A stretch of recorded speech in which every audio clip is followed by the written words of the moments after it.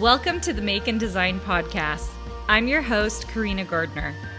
On this podcast, we're unraveling the everyday joys and dilemmas of design, making, and business. For makers who want to be designers and for designers who are makers, this is your inside scoop to help you grow your business and bring more creativity to your life. Hey guys, thanks for joining me. You know what is so funny, because I've been doing this podcast and YouTube channel for a while now, is that my nemesis for getting these done is actually the animals at my house. In fact, like right before this, I had to kick the cat out and kick the dog out of this room to get them downstairs so they would leave me alone. I've got the kids well trained. They're not walking in and out of every episode. But the dog and the cats, it's like they can't help themselves. If I am in here trying to do something, they are like ready to jump in. Okay, sorry, that was an aside just because holy cow, there have been a couple episodes I've tried to do here for you guys where I've just been like, seriously? I should have a bloopers reel because everyone would laugh at the number of times like the cat comes in. Boo is our main cat. We have two cats, one that no one ever sees. But Boo, if you've ever been on my Instagram feed, Boo she just wants to be in every shot. She just wants to be the star of her own YouTube channel. I love it. Okay, today we're going to talk about the past mistakes I wish I had not done. Or things that I wish I had done. And these are past mistakes that, I'm slowly and surely trying to correct. But if you're a new designer, I think there are always things you will regret a little bit. It's just hard not to because you're trying your best as you're trying to build your business, figure out how to build this design thing as you go. And things are different now than they were 15 years ago when I was starting. The whole platform, the way things work, social media, it was just so different. But I wish I had jumped in faster on a few things, and I think that it would have propelled me faster. So if you're in that space and you're just like, what do I need to do to go faster, Carina? I am here to tell you some of my past mistakes, but I also tell you maybe a few things I did right that probably helped me more than other designers, okay? I'm going to start with something I did do right, and this is why it's not on my past mistakes list, is that I designed every day. And I tell you guys that over and over and over again on Instagram, on the podcast, and I feel like I'm not sure if people believe me when I tell them I designed every single day. And by doing so, I produced more than so many other designers. And if you are not doing that, that is a mistake you need to correct as quick as you can, okay? So that's why it's not on my list. I do have some notes here because I wish that I just want to make sure I hit all these things. So the number one thing I think I wish I had done is build my brand a little bit earlier. I became and I'm still very reliant on all of my designs being on platforms that have their own audience building, mechanisms. So I haven't had to worry about building a brand. It didn't even occur to me really.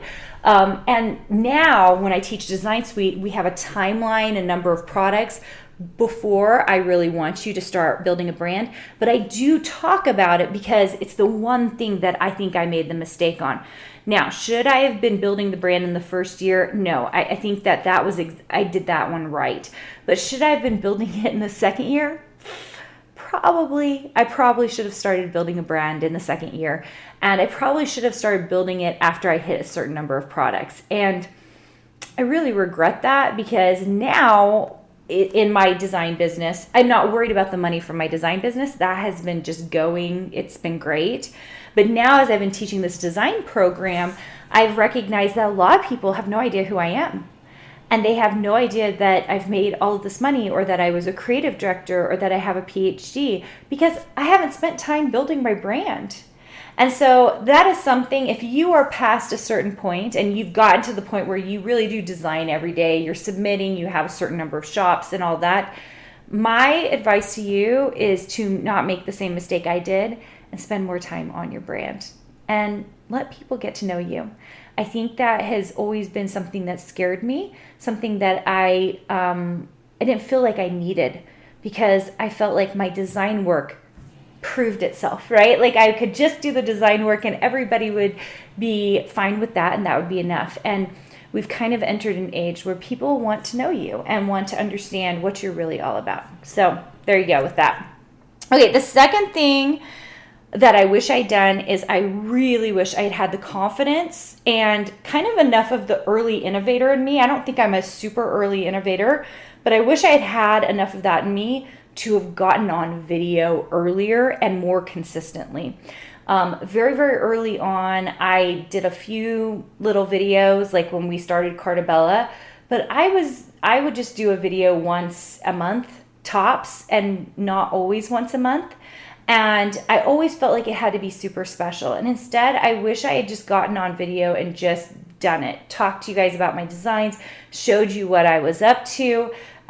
Because now it makes me really sad that I can't go back and show people that journey. That there was a time that designing was my entire life, and that it was hard sometimes, and I was coming up with new products all the time.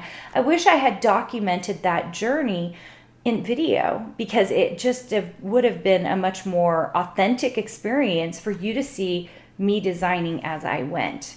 But nobody's done that. I don't know if anyone has done that, and talked really about like what that looked like, and then become extremely successful. I think there are a lot of designers out there who've documented their journey, and then they're kind of like at, $50,000, $80,000 a year. And like, they're kind of, that's where they are doing their thing. I think there aren't very many of us that have made multiple six figures a year who really documented our journey. We did a lot of education, and you guys have seen that there's tons of education, and I have block of the month, and I'm showing people how to use my products. And that I think was really good. I'm glad I did some of that, but I could have done more. I wish I had done more. So I feel like I'm making up for last time. So those of you who are on the podcast, I'm on the podcast 3 times a week, okay?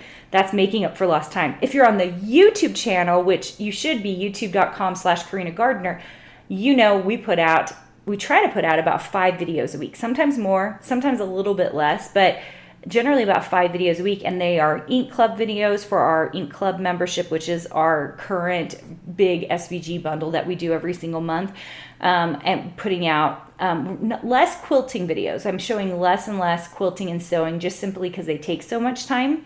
But you can watch that I have lots of sewing videos. In fact, we give away most of those patterns for free, and they're just on our VIP group, because I made them. I was showing people how to use the fabric, and so we just give away a lot of those patterns for free and on our VIP group. And that VIP group is free to join, so it's kind of crazy. You can just go to carinagardner.com to do that.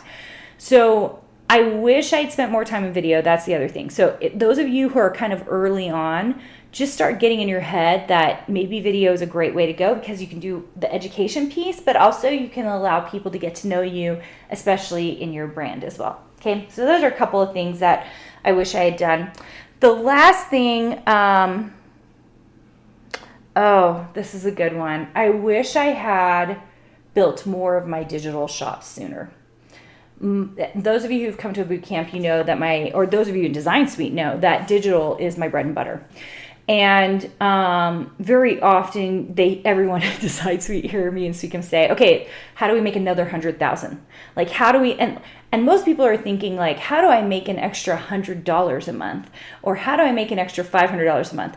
That's not the way Suicum and I think. We're like, how do you make an extra 100,000? Like that's the difference in where you're at, because you're trying to build extra $100,000, right? In digital business. I'm not talking about my design program. I'm talking about my digital design business, or even in my contract business.